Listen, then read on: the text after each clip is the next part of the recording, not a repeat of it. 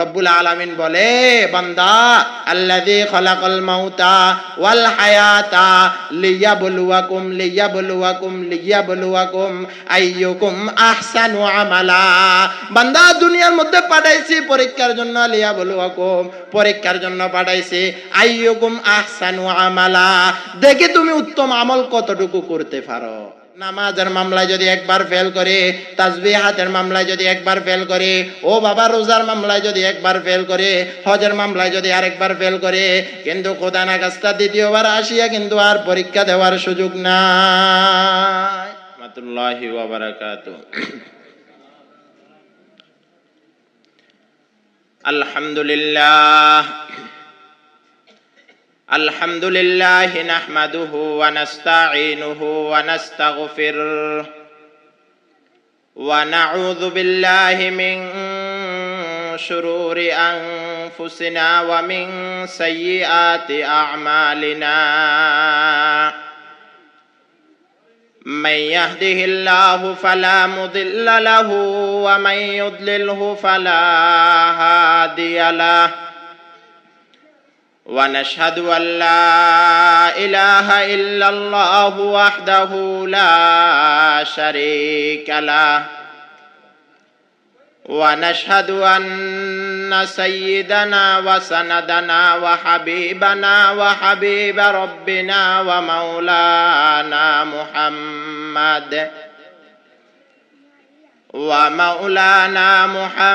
محمدا عبده ورسوله صلى الله تعالى عليه وعلى آله وأصحابه وأزواجه وبارك وسلم تسليما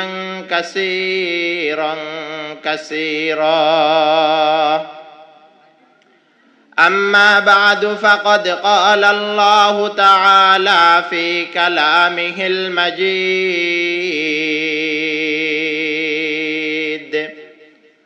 وفرقانه الحميد.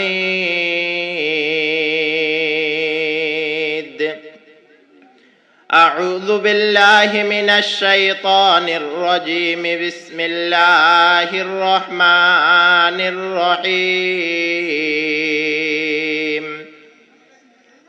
وقرن في بيوتكن ولا تبرجن تبرج الجاهلية الأولى.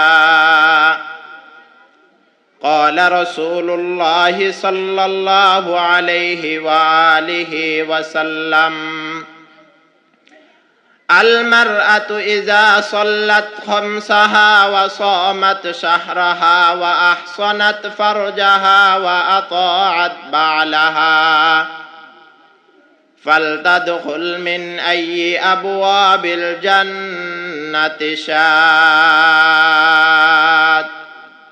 أو كما قال عليه الصلاة والسلام. اللهم صل على سيدنا ونبينا وشفيعنا. সবাই একটু সাথে সাথে পড়ি, দরুদ শরীফ পড়ি।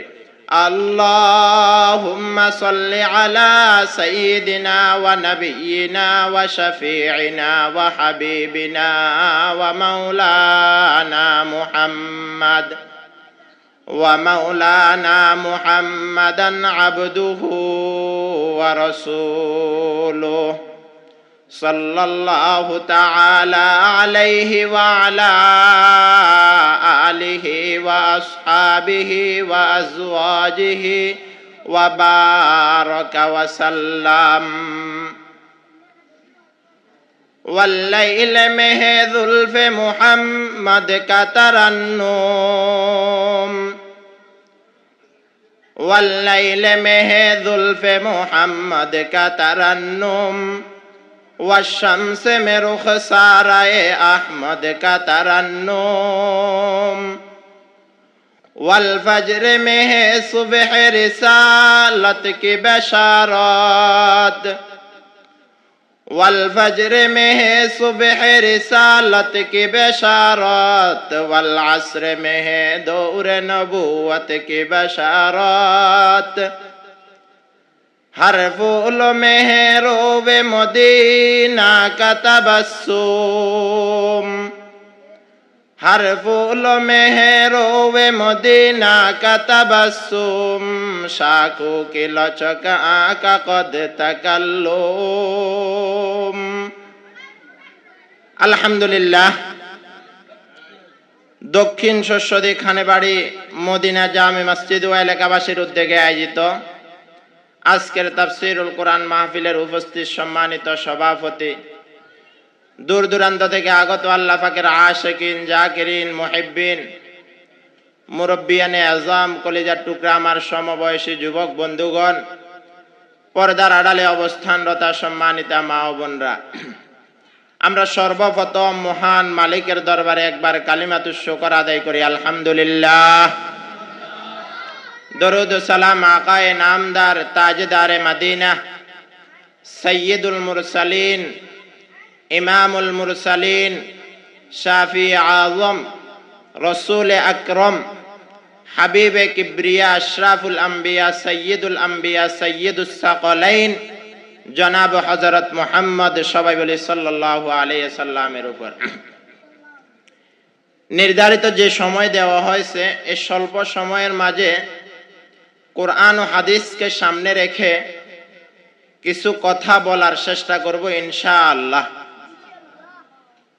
এজন্য এক একজনে এক এক ধারাবাহিকভাবে আলোচনা করে, কিন্তু আমার আলোচনার ধারাবাহিকতা একটু ভিন্ন।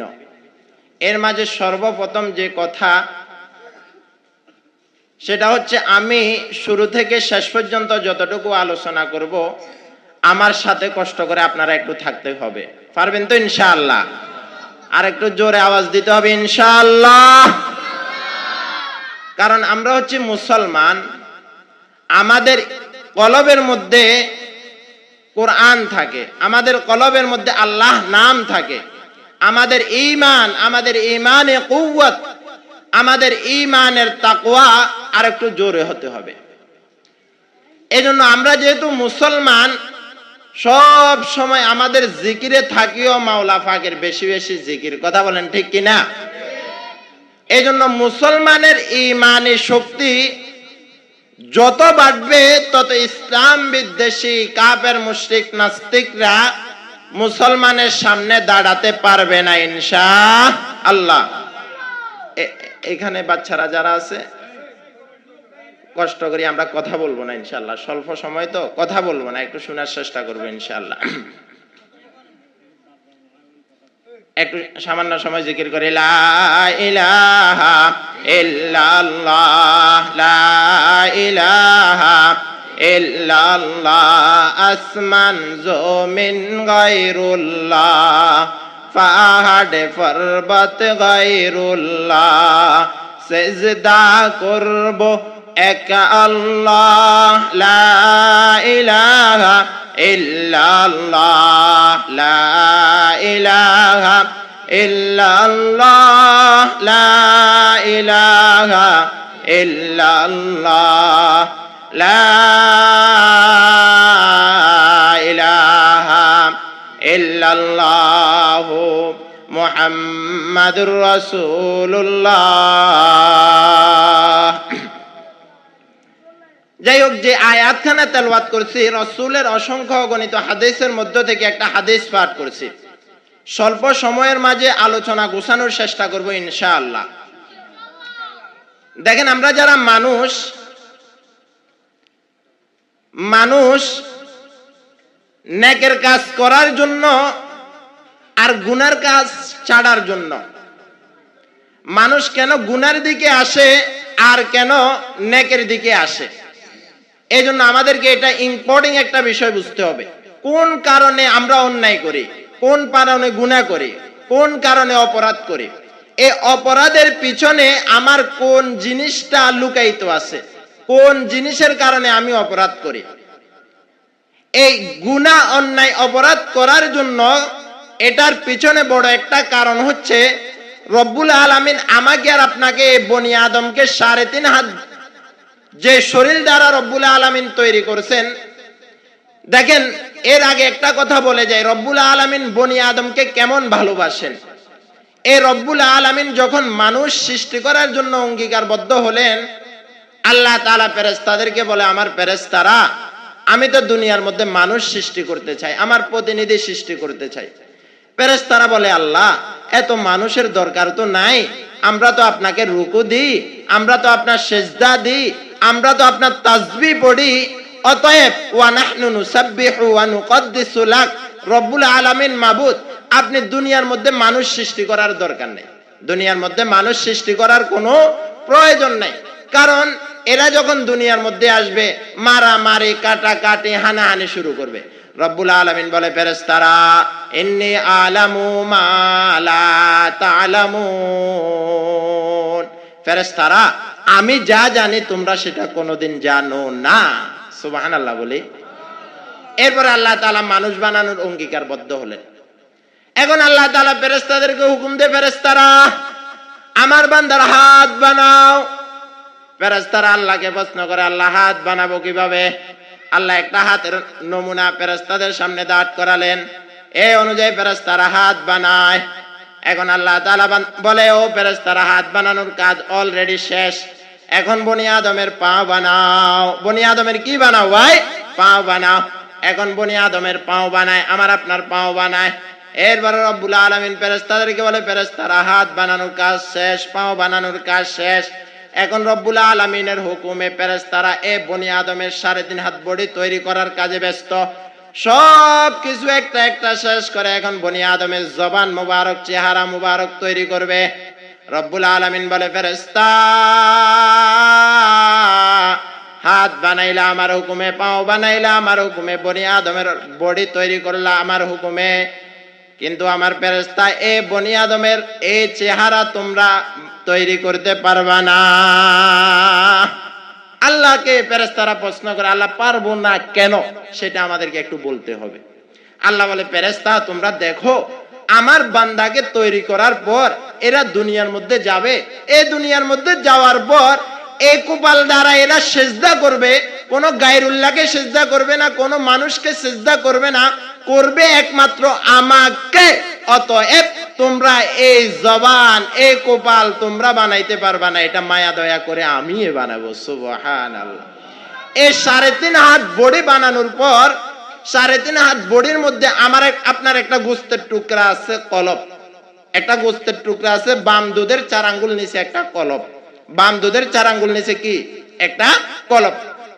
মুরব্বী বাবা যারা আছে আমরা একটু লক্ষ্য করব, বাম দুধের 4 আঙ্গুল নিচে একটা কলব।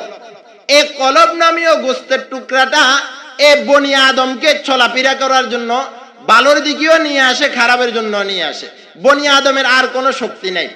এই কলবটা আল্লাহর হাবিব বলে, আলা ইন্না ফিল জাসাদি লামুদগাহ ইজা সালুহা সালুহাল জাসাদু কুল্লু। যখন এই গোস্তের টুকরা ভালো থাকে, হাজী সাহেব ভালো থাকে। গোস্তের টুকরা খারাপ হয়ে গেলে হাজী সাহেবও খারাপ হয়ে যায়। সর্দি সাহেবের গোস্তের টুকরা ভালো থাকে, সর্দি সাহেবের গোস্তের টুকরাটা যখন বাবা খারাপ হইয়া যায়, সর্দি সাহেবও খারাপ হয়ে যায়। রাসূল বলে, আলা ওয়াহিয়াল কলব, আলা ওয়াহিয়াল কলব। মানুষ নেকের কাজ এই কলবের মধ্যে বালাই আসার পর করে, খারাপের কাজ এই কলবের মধ্যে খারাপের কাজ আসার পর করে। তাহলে এই কলবটা মানুষের অল বডি হয়তো গুনার দিকে তাকে নিয়ে যায়, না হয় নেকের দিকে তাকে নিয়ে আসে। এখন এই গোস্তের টুকরাটার নাম হচ্ছে কলব, এই গোস্তের টুকরাটার নাম হচ্ছে কি? কলব। এই কলবটা যদি ভালো কাজ করে ভালোর দিকে নিয়ে যাইবে, আর যদি খারাপ কাজ করে খারাপের দিকে নিয়ে যাইবে। আর যদি কিছু না করে তাহলে এই খালি কলবের মধ্যে জং বসে যায়, গুনাহ বসে যায়। কথা বলেন না, ঠিক কিনা? এখন এটা বুঝাবো কিভাবে? 1 মিনিট সময় নেন আমার থেকে আপনারা। এই যে একটা পানির বোতল আমার হাতের মধ্যে, সবাই লক্ষ্য করছি আমরা, এটা 1 পাইয়া একটা পানির বোতল না? এই 1 পাইয়া পানির বোতল এটা এখন পূর্ণ। এটা কি এখন পূর্ণ? এই পানি এখনো কেউ খায় নাই, আমি আল্লাহর রহমতে এক ডুব খাই। বিসমিল্লাহ, বুঝানোর জন্য বলতেছি। এই যে আমার হাতে যে বোতলটা, এই বোতলটা একটু আগে কি ছিল? পূর্ণ ছিল। এখন আমি একটু খাওয়ার কারণে এই বোতল থেকে একটু পানি কমে গেছে। গেছে কিনা? গেছে। এখন যাওয়ার পর এখন যদি আমি এই খালি বোতল যে অর্ধেক বাকি এটার মধ্যে যদি কেউ বলে আমি এই পানিটা পূর্ণ করে দিব আর একটু পানি দিয়ে, তাহলে পারবে কিনা? কথা মনে হয় বুঝতেছে না। এই যে খালি জায়গাটা এখানে যদি আমি অল্প পানি দিই আবার এটা ভর্তি হয়ে যাবে না? যাবে। হয়তো পানি দিয়েও ভর্তি করতে পারবো, যদি বলি না আমি পানি দিয়ে ভর্তি করব না, আমি মদ দিয়ে ভর্তি করব, তাও পারবো। যদি বলি পানিও দিব না, মদও দিব না, আমি এখানে শরাব দিব, তাও ভর্তি করতে পারবো। যদি বলি না পানিও না, মদও না, শরাবও না, আমি এখানে দুধ দিব, তাহলেও বোতলটা পূর্ণ হয়ে যাবে। কথা বলেন ঠিক কিনা? তাহলে বোতল পূর্ণ করার জন্য আমি পানিও ব্যবহার করতে পারি, অন্য আসবাবপত্রও ব্যবহার করতে পারি, বোতল পূর্ণ হয়ে যাবে। আর যদি বোতলটা আমি পূর্ণ না করি, খালি জায়গাটা পূর্ণ না করি, বোতলটা যদি এভাবে কাক মারা থাকে, তাহলে এই খালি জায়গা যেটা এটা অটোমেটিক কাক মারা থাকলেও এটার মধ্যে অটোমেটিক বাতাস ঢুকে এটা পূর্ণ হয়ে যাবে। কথা বলেন ঠিক কিনা? হয়তো বালু দিয়েও পূর্ণ করার সুযোগ আছে, আর না হয় খালি থাকারও সুযোগ আছে। আর খালি থাকলে কি হবে? এই খালি জায়গাটা আপনার বাতাস দ্বারা পূর্ণ হয়ে যাবে। এখন আসি মূল পয়েন্টে। আমার আপনার এই কলব যেটা ভালো কাজ করলে কলবটা ভালোর দিকে যাবে। একজন ব্যক্তি প্রথমে চুরি করে না, যখন তার কলবের মধ্যে এই চুরির কথা মনোভাব আসে, এখন সে চিন্তা করে চুরি করবে কিভাবে, অমুকের মোবাইলটা নেবে কিভাবে, অমুকের পকেট মারবে কিভাবে, মাথার মধ্যে আসে। এবার ওই তরিকা অনুযায়ী চুরি করে। এখন কেউ যদি নামাজ পড়ার চিন্তা বিক্রি করে, নামাজ কিভাবে পড়বে এই কলবে একটু একটু কাজ করে, এরপর সে নামাজ পড়ে। আর যখন কিছুই না করে অটোমেটিক কলবটা গুনাহ দ্বারা ভরপুর হয়ে যায়। নাউজুবিল্লাহ। তাহলে কলবের গুরুত্ব কত বেশি। আর আল্লাহ রাসূল বলে এই কলবটা ভালো থাকার জন্য বেশি বেশি পরিমাণে মাওলা পাকের জিকির করতে হবে। সুবহানাল্লাহ। তাহলে এই কলবের দ্বারা মানুষ গুনার দিকে যায়, কলবের দিকে দ্বারা মানুষ ভালোর দিকে যায়। এবার আসি, এটা বলছি কলবকে ঠিক করার জন্য সর্বপ্রথম আমরা যে অ্যান্টিবায়োটিক ওষুধ খাবো এটা হচ্ছে বেশি বেশি মাওলা পাকের জিকির করতে হবে। বেশি বেশি কি করতে হবে? মাওলা পাকের জিকির করতে হবে। এই জিকিরটা যেভাবে আমি পারি সহিহ শুদ্ধভাবে মাওলা পাকের জিকির করতে হবে ইনশাআল্লাহ। এই প্রথম নম্বর সবক শেষ। এরপরে আমার মূল পয়েন্টে যাই। যে আয়াতখানা তেলাওয়াত করেছি এটা বলার কারণ আছে, এটা পিছনে একটু বলবো, আপনারা আমার সাথে থাকেন। যে আয়াতখানা তেলাওয়াত করেছি আল্লাহ তাআলা বলেন ওয়া করনা ফি বুয়ুতিকুন্না ওয়ালা তাবাররাজনা তাবাররুজাল জাহিলিয়াতিল উলা। বাংলাদেশের মধ্যে যে পরিমাণ, অল বিশ্বের কথা বাদ দিই, বাংলাদেশের মধ্যে যে পরিমাণ মানুষ আমরা বসবাস করি, এর মাঝে পুরুষ থেকে 2 ভাগ বেশি হচ্ছে মহিলা। কথা বলেন ঠিক কিনা? পুরুষ থেকে 2-3 ভাগ বেশি হচ্ছে মহিলা। আরো অনেক আগের রিপোর্ট অনুযায়ী একজন পুরুষে যদি 3 জন করেও বিবাহ করে, তারপরও আরো একজন মেয়ে বাকি থেকে যাবে তার পক্ষে। কথা বলেন না ঠিক কিনা? এই পরিমাণ মহিলা আল্লাহর রহমতে আমাদের বাংলাদেশের মধ্যে আছে। আল্লাহর হাবিব যখন মেরাজের রজনীতে গেলেন, জান্নাত জাহান্নাম দেখতেছেন। এখন দেখতেছে এক শ্রেণীর জাহান্নামের মধ্যে মহিলারা ভরপুর বেশি। মহিলারা কি বেশি? এখন এই যে মা বোনরা জাহান্নামে যায়, এটা আমরা কোনোদিন কামনা করি না। কারণ যে জাহান্নামে যাবে হয়তো আমার মা, হয়তো আমার বোন, হয়তো আমার স্ত্রী, হয়তো আমার বোন, হয়তো আমার আত্মীয় স্বজন, যে কেউ হবে। অতএব আমরা আমাদের চোখের সামনে আমরা চাই না আমাদের মা বোন জাহান্নামে যাক। এটা আমরা চাই না, না কেউ চায় না। এই জন্য আল্লাহর হাবিব দারুণ একটা ফর্মুলা বাতিয়ে দিয়েছেন মহিলাদের জন্য। পুরুষের জন্য এত সহজ না, মহিলাদের জন্য সহজ। কারণ মহিলারা বেশিরভাগ থাকে আলসিয়া, অলস। কি থাকে ভাই? অলস। কেমন অলস? গল্প করতে বসতে, আসর উঠতে। ওই যে আসরের নামাজ মাগরিবের আজান হয় ও শেষ, ওই স্বামী মাসজিদ থেকে আসলে এর বলে বলে আয় রে ভুলে গেছি। কথা বলেন না ঠিক কিনা? এই হলো মহিলাদের অবস্থা। অলস একটা জাতি। এই জন্য রাসূল এই অলস জাতির জন্য 4টা ফর্মুলা বাতিয়ে দিয়েছেন। এই 4টা কাজ যে মহিলা ধারাবাহিকভাবে করতে পারবে, যে মা সুন্দরভাবে করতে পারবে, ফালতাদখুলহু মিন আইয়ি আবওয়াবিল জান্নাতি শা।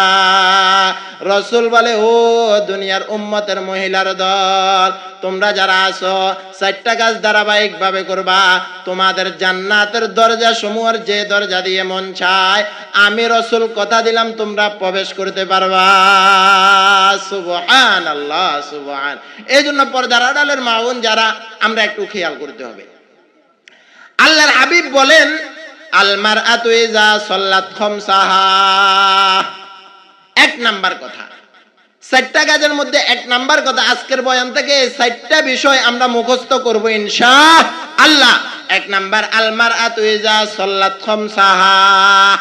যে মহিলা 5 ওয়াক্ত নামাজ আদায় করবে, যে মহিলা কি 5 ওয়াক্ত নামাজ আদায় করবে, এই 5 ওয়াক্ত নামাজের যে বাবা কি পরিমাণ দাম, কি পরিমাণ এই 5 ওয়াক্ত নামাজের গুরুত্ব, আল্লাহ রাসূলের অসংখ্য হাদিসের মাধ্যমে এই নামাজ প্রমাণিত।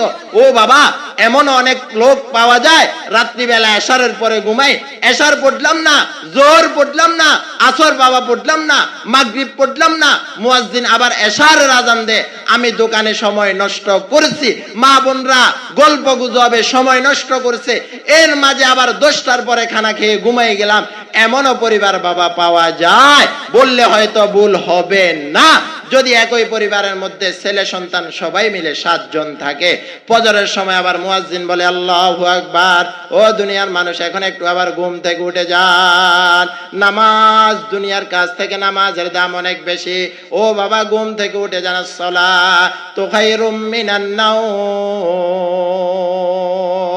আবার মুয়াজ্জিন ফজরের সময় আযান দেয়, এমনও বাবা পরিবার পাওয়া যায়, কিন্তু ওই পরিবার ফজরের সময়ও নামাজের জন্য উঠে না, যখন দিনের 7টা 8টা 9টা বাজে এক একজন আল্লাহু আকবার চোখ ডলতে ডলতে উঠে। কথা বলেন ঠিক কিনা?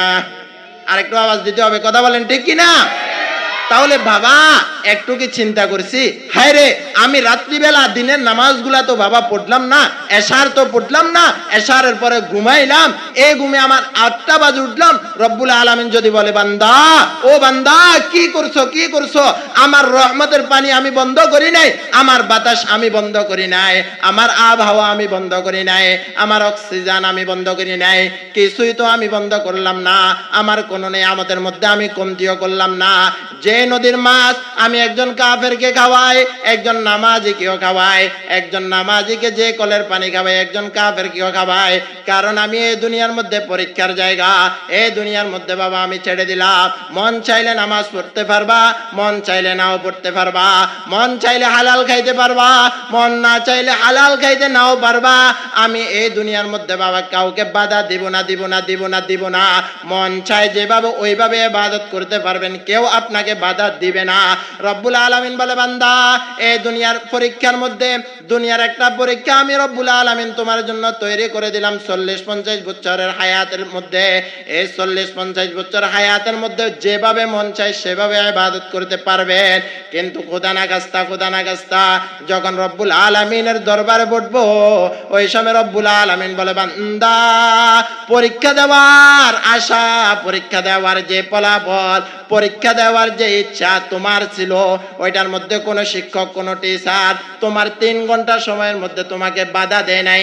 মন চাইলে লেখো, মন চাইলে না লেখো, মন চাইলে বসে থাকো।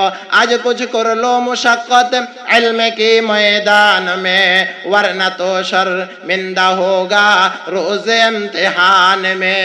3 ঘন্টার একটা সময় পরীক্ষার, 3 ঘন্টার একটা সময় কি পরীক্ষার। এই পরীক্ষার মধ্যে উস্তাদরা ছাত্রর হাতে প্রশ্ন দিয়ে দেয়, উস্তাদরা টিচাররা ছাত্রের হাতে কি দিয়ে দেয়? প্রশ্ন দিয়ে দেয়। এরপরে বলে এই প্রশ্ন 10, এই প্রশ্ন 20, এই প্রশ্ন 25, এইভাবে বলে দেয়। 3 ঘন্টা পর্যন্ত সময়। এই 3 ঘন্টার মধ্যে মন চাইলে সুন্দরভাবে লিখতে পারবা, মন চাইলে নাও লিখতে পারবা। কোন শিক্ষক, কোন টিচার তাকে মারবেও না, কিছু বলবেও না। কিন্তু 3 ঘন্টার সময় শেষ। এখন 3 ঘন্টার সময় এখন কি শেষ। এই 3 ঘন্টার সময় শেষ হওয়ার পর এই টিচার, শিক্ষক যখন তার এই 3 ঘন্টার সময়ের যে লেখা লিখছে, যে পারসা যখন টিচারের সামনে যাইবে, এখন সে একটা একটা কাটবে, যদি ভালো লেখা পায় ভালো নাম্বার দিবে, আর যদি খারাপ লেখা পায় খারাপ নাম্বার দিবে। কথা বলেন ঠিক কিনা? কিন্তু এই 3 ঘন্টার মধ্যে কেউ কাউকে বকাঝকা করবে না। রব্বুল আলামিন বলে, বান্দা আল্লাযী খালাকাল মাউতা ওয়াল হায়াতা লিয়াবলুয়াকুম আইয়ুকুম আহসানু আমালা।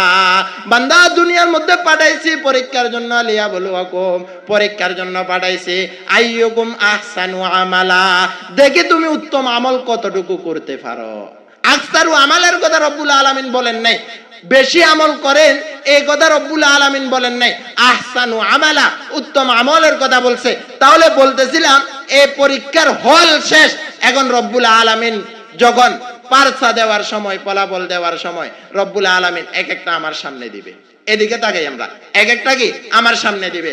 রব্বুল আলামিন দেওয়ার পর বলবে, বান্দা তোমার ডায়েরি এখন তুমি পড়ো, তোমার ফলাফলের কাগজ এখন তুমি পড়ো। ফেরেশতাও পড়তে পারবে না। এখন বান্দা বলবে, আল্লাহ পড়তে তো জানিয়ে না, করবোটা কি? দুনিয়ার মধ্যে পড়ালেখা শিখি নাই, ওস্তাদরা শিখায় নাই, মা বাবা শিখে নাই, এখন তো পড়তে পারি না। আল্লাহ বলবে, না, এখানে সবাই সবার পড়া পড়তে পারবে। ইকরা কিতাবাকা কাফা বিনাফসিকা আল-ইয়াওমা আলাইকা হাসিবা। তোমার ডায়েরি তুমি পড়ো, কেউ পড়ে পড়ে শোনাবে না। আল্লাহ কেন পড়ে শোনাবে না? আল্লাহ যদি পড়ে শোনায়, ফেরেশতারা যদি পড়ে শোনায়, এখন আমি অভিযোগ করতে পারি, না না, মনে হয় যে আমি এই কাজটা করি নাই। কথা বলেন না ঠিক কিনা? মনে হয় যে আমি এই কাজটা করি না, এই জন্য আল্লাহ ডায়েরিটা উল্টে দিবে। ওয়াউদিয়াল কিতাব ফাতারাল মুজরিমিনা মুশফিকিনা মিম্মা ফি ওয়া ইয়াকুলুনা ইয়া ওয়াইলাতানা মা লিহাযাল কিতাব লা ইউগাদিরু সগীরাতান ওয়ালা কাবীরাতান ইল্লা আহসাহা। ও বান্দা, দুনিয়ার মধ্যে ছোট বড় যত অন্যায়, যত অপরাধ করছো, একটা একটা পড়ো। ইকরা কিতাবাকা কাফা বিনাফসিকাল ইয়াওমা আলাইকা হাসিবা। বান্দা একটা একটা পড়বে, আর চোখের পানি পড়তে পড়তে রক্ত পর্যন্ত পড়বে।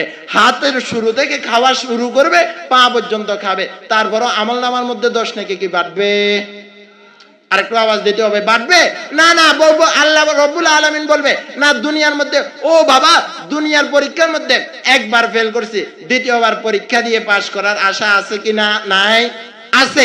দুনিয়ার কোর্টে যদি একবার ফেল করি, এর উপরের কোর্টে যাওয়া যায়। রব্বুল আলামিনের যে কোর্ট, হাসরের যে কোর্ট, মিজানের যে কোর্ট, ফুলসিরাতের যে কোর্ট, একবার যদি খোদা না খাস্তা একবার যদি ফেল করে, নামাজের মামলায় যদি একবার ফেল করে, তাসবিহাতের মামলায় যদি একবার ফেল করে, ও বাবা, রোজার মামলায় যদি একবার ফেল করে, হজের মামলায় যদি আরেকবার ফেল করে, কিন্তু খোদা না খাস্তা দ্বিতীয়বার আসিয়া কিন্তু আর পরীক্ষা দেওয়ার সুযোগ নাই।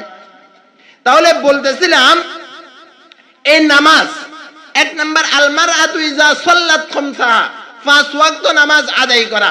তাহলে বলতেছিলাম এমনও পরিবার আছে রাত্রিবেলা ঘুমানোর পর সকাল 8টা-9টা বাজে উঠে। রব্বুল আলামিন যদি বলে, বান্দা ঘুমাইছো তো ঘুমাইছো, ঘুমের মধ্যে থাকো, এভাবে আমি আর তোমার চোখ খুলতে দিব না। হয়তো চোখ খুললে একাল, আর না হয় পরকাল। কথা বলেন ঠিক কিনা? একই ব্যক্তি ভালো মানুষ, সর্দি সাহেব ভালো মানুষ, হাজী সাহেব ভালো মানুষ, একসাথে দোকানে আড্ডা দিলাম, একসাথে চা খাইলাম, রাত্রিবেলা ঘুমাইতে যায়, হঠাৎ করে কান্নার আওয়াজ। হায় রে, কি হলো? কান্নার আওয়াজ কেন?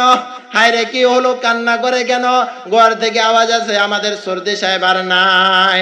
ও বাবা, আমাদের বুঞ্জা সাহেব আর দুনিয়াতে নাই। আমি বলি, হায় রে, একসাথে তো দোকানে ছিলাম, একসাথে গল্প গুজব করলাম, হায় রে, একসাথে মসজিদের প্রথম কাতারের মধ্যে ছিলাম, হায় রে, কি হলো? কি হলো?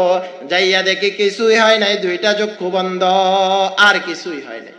এখন যদি আমরা প্রশ্ন করি, হায় রে, এই রুটা গেল কোন জায়গা দিয়ে? দুনিয়ার সব ডাক্তার একমত, দুনিয়ার যত ডাক্তার আছে সবাই একমত, কয় মানুষের এই কলবটা, এই রুটা কিভাবে, কোন মুহূর্তে, কোন সময়, কেমনে বাইর হয়, দুনিয়ার কোন ডাক্তারে আজ পর্যন্ত বলতে পারে না। সর্দি সাহেব ভালো, হ্যাঁ রে, একসাথে ছিলাম, এখন বলে মারা গেছে। এটা সর্দি সাহেব না, এটা সর্দি সাহেবের লাশ। কথা বলেন না ঠিক কিনা?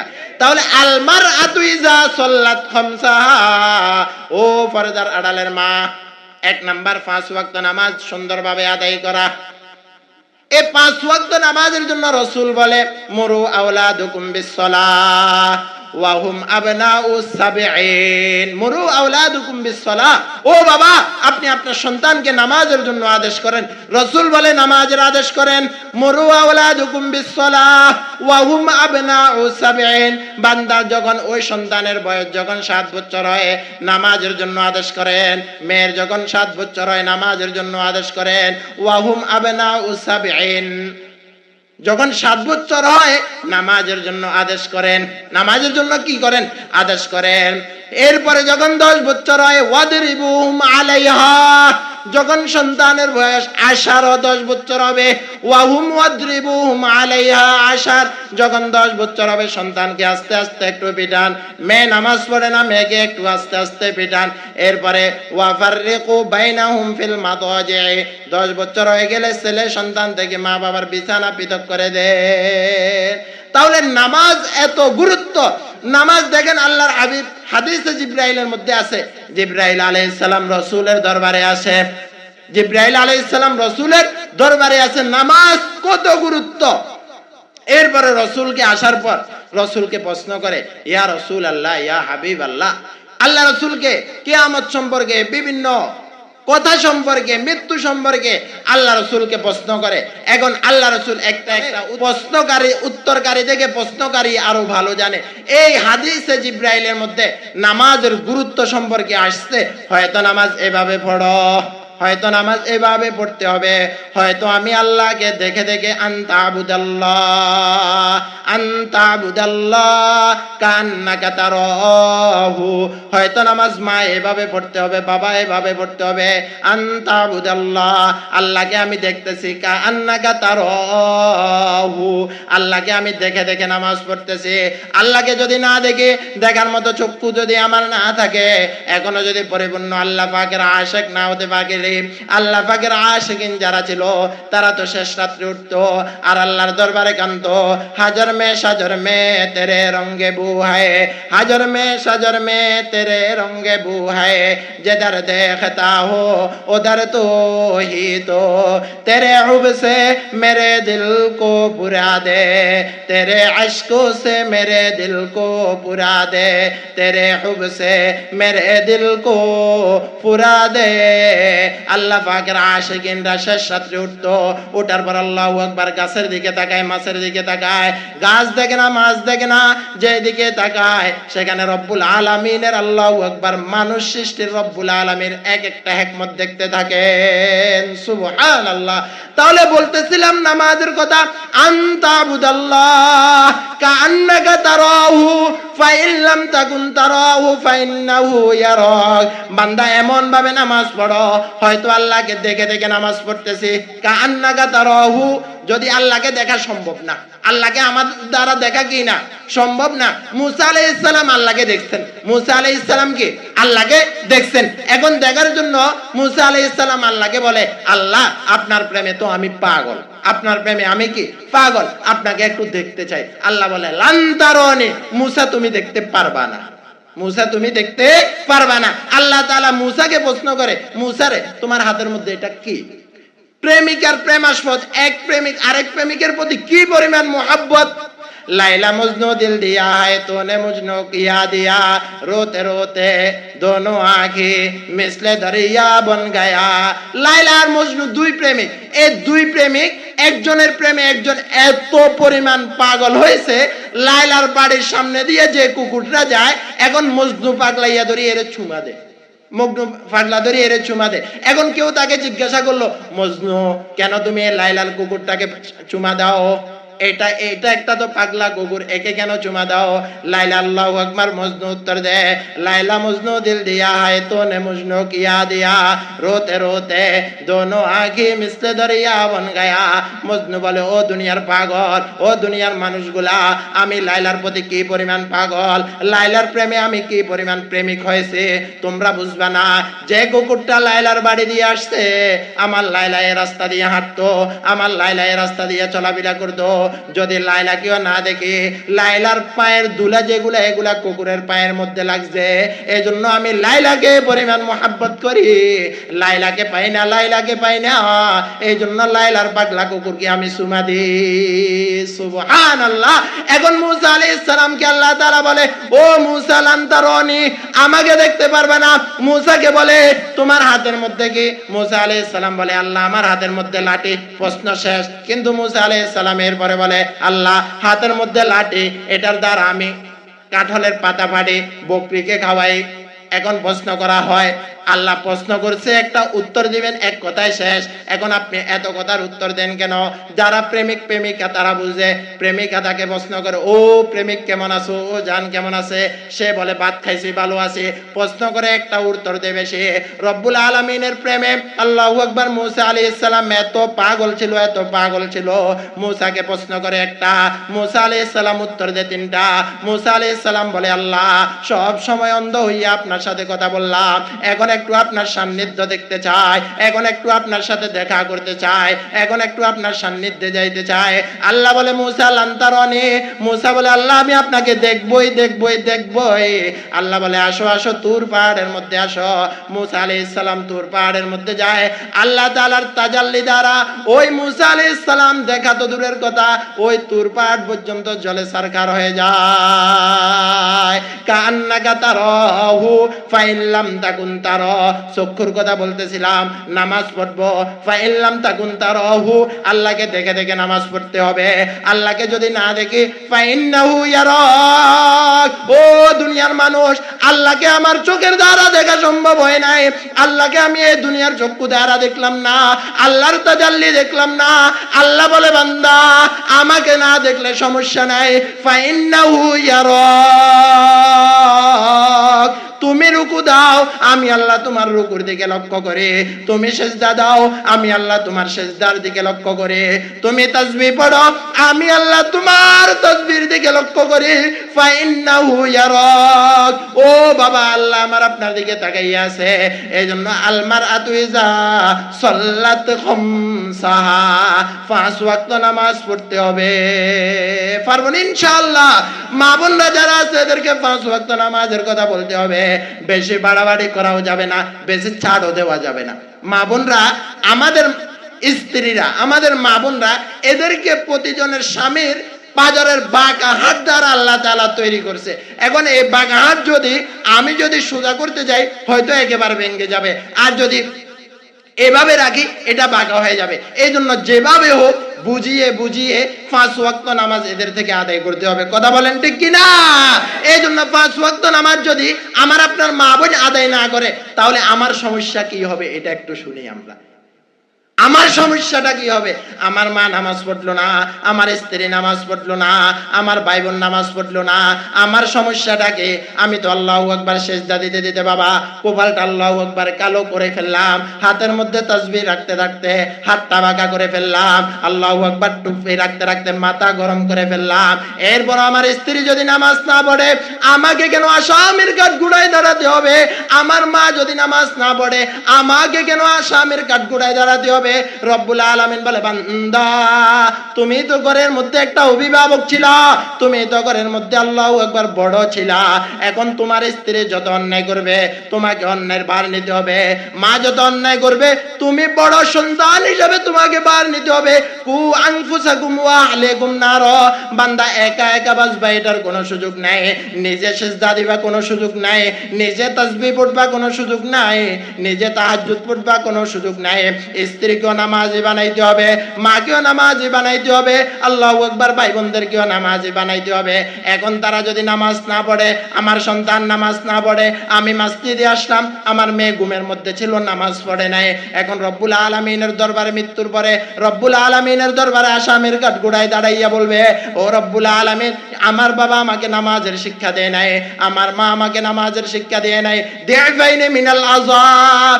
এখন যদি আমাকে শাস্তি দিতে হয়, সর্বপ্রথম আমার বাবাকে দ্বিগুণ শাস্তি দেন। রে ও বাবা, একটা সমাজের অবস্থাটা কি, একটা পরিবারের অবস্থাটা কি? নামাজটা পড়বো কেন? আমাকে প্রশ্ন করা হয় আপনার স্ত্রী নামাজ পড়ে না কেন? আমাকে প্রশ্ন করা হয় তোমার মা নামাজ পড়ে না কেন? এখন আমি বলি আমার মা শুনে না, আমার স্ত্রী আমার কথা শুনে না, আমার মেয়ে আমার কথা শুনে না। এই জন্য আমি সব জায়গায় একটা কথা বলে থাকি, বিবাহ করব না। স্ত্রীকে যদি আমি কন্ট্রোলে না আনতে পারি, আমার মতো স্বামী দরকার নাই। ছেলেকে যদি আমার কন্ট্রোলে নিয়ে আসতে না পারি, আমার সন্তানের দরকার নাই। মেয়েকে যদি আমার কন্ট্রোলে নিয়ে আসতে না পারি, এমন মেয়ে আমার দরকার নাই। কথা বলেন ঠিক কিনা?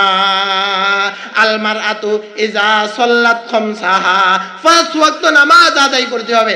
এখন এই নামাজের আলোচনা করলে সময় তো শেষ, সময় এমনি শেষ। এরপরে দ্বিতীয় নম্বর, শেষ সময় শেষ, 50 সময় দিচ্ছে, আরো একটু বেশি হয়ে গেছে। এই দ্বিতীয় পরে আলোচনা করতে আপনারা মনোযোগ আছে না ভাই? ইনশাআল্লাহ ভালো লাগেননি? আলহামদুলিল্লাহ একবার বলি নারায়ে তাকবীর, আলহামদুলিল্লাহ। এরপরে দ্বিতীয় নাম্বার, কথা শেষ, হুজুর চলে আসছে। ওয়াসামাত শাহরাহা, ওয়াসামাত শাহরাহা, সামনে রমজান মাস আসতেছে। কি মাস আসতেছে? রমজান মাস আসতেছে। আমরা খুশি না নারাজ? আর একটু জোরে বলতে হবে, খুশি না নারাজ? এই জন্য সাহাবায়ে কেরাম খুশি হলে সাহাবায়ে কেরাম বলে রজব মাস যখন চলে আসতো, এ কথা শেষ, এই কথা শেষ করি। হুজুর হচ্ছে আমার ওস্তাদ। আজকে আলহামদুলিল্লাহ 2 জন ওস্তাদকে এখানে পেয়েছি শস্যদের, আলহামদুলিল্লাহ। আমাদের সাইফুল ইসলাম হাফিজাহুল্লাহ, এরপরে আপনার নুরি শাহ হুজুর, এরা আমার ওস্তাদ। এই জন্য ওস্তাদদের জন্য দোয়া করবেন, আল্লাহ যেন এদের হায়াতের মধ্যে বারাকা দান করে। হুজুর থেকে একটু অনুমতি নিয়ে এই বিষয়টা একটু শেষ করি। 4টা বিষয় শেষ করা সম্ভব না, দ্বিতীয়টা শেষ করে শুধু ওয়াসামাত শাহরাহা, সামনে রমজান মাস আসতেছে। আসতেছে কিনা? এই রমজান মাসের প্রস্তুতি সাহাবায়ে কেরাম কেমন নিতেন, রাসূল কেমন নিতেন, প্রতিটা মাসজিদের মধ্যে আলোচনা হয়। রজব মাস যখন আসতেন, এখন সাহাবায়ে কেরাম আলোচনা করতেন, রাসূল সাহাবায়ে কেরামকে শিক্ষা দিতেন, আল্লাহুম্মা বারিক লানা ফি রজব ওয়া শাবান ওয়া বাল্লিগনা রমাদান। ও আমার সাহাবায়ে কেরাম, রজব মাস চলে আসছে, শাবান মাস চলে আসছে, তোমরা আল্লাহর কাছে দোয়া করো, আল্লাহ যেন তোমাদের হায়াতকে রমজান পর্যন্ত পৌঁছে দেন, রজব এবং শাবানের বরকত দিয়ে দেন।